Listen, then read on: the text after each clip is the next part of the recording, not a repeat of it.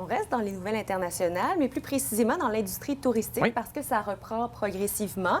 Mais ce soir, vous nous parlez de 3 destinations qui soit sont déconfinées ou sont sur le point de le faire, notamment en Grèce. Oui, je vous montrais des images du Parthénon le mois dernier. Les touristes grecs pouvaient redécouvrir le temple. Et là, on a des îles comme Santorini qui peuvent recommencer à accueillir des touristes internationaux. Depuis lundi, les citoyens de 29 pays peuvent se rendre en Grèce pour séjourner. Le Canada devrait s'ajouter à la liste le 1er juillet. Il faut savoir que le tourisme représente 18 du PIB en Grèce. Donc, ils ont hâte de revoir du monde.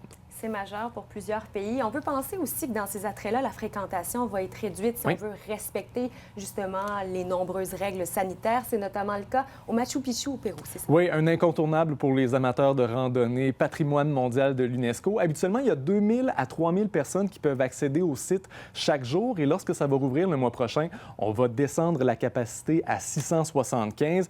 Le port du masque va être obligatoire, comme vous le voyez, et certaines zones seront malheureusement inaccessibles.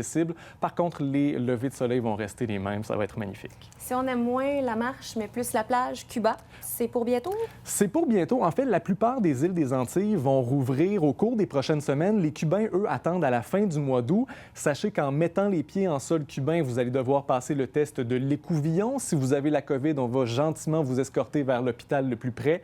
Et sachez que seules les stations balnéaires vont pouvoir accueillir des touristes internationaux. Donc, La Havane est hors circuit jusqu'à nouvel ordre. Vous nous faites rêver à notre prochain voyage. Et oui, j'ai hâte. Merci beaucoup. Bonne fin de semaine.